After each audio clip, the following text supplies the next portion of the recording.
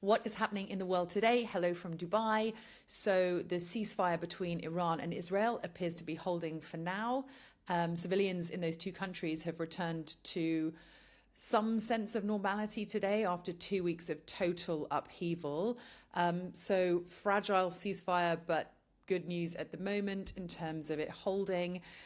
In Europe, Donald Trump has been at the NATO summit in The Hague, where the main headline should have been that all these NATO members were pledging to spend 5% of their GDP on defense, which is a huge victory for Donald Trump in terms of trying to stop Europe essentially relying on American support for defense and to stop freeloading as it's perceived by some in his administration. But the other headline from that summit was the fact that the NATO Secretary General Mark Rutte called Trump daddy.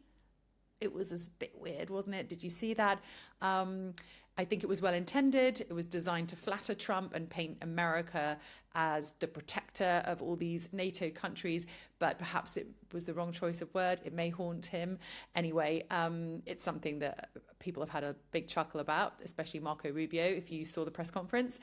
And then on the home front for Donald Trump, the big talking point at the moment is this leaked intelligence report that suggests they didn't obliterate Iran's nuclear program when they dropped those bombs on nuclear facilities in Iran. In fact, they only set it back at best by 6 months. Well, Pete Hegseth, the defense secretary, has given an extraordinary press conference today where he's been extremely defensive, attacking the journalists that reported that.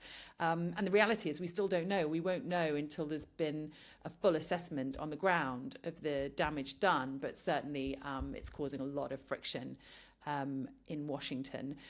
Stay tuned. We'll drop in for more updates. And if you're enjoying these updates on a quick snapshot of what's happening in world news, then do subscribe to my channel. It's free. These will be dropping every day. And then my weekly program will be on every week. The next episode is dropping in the next couple of days, doing a deep dive into one of these big global news stories. And of course, this week it is going to be Iran and Israel and all that intelligence and what everyone's saying.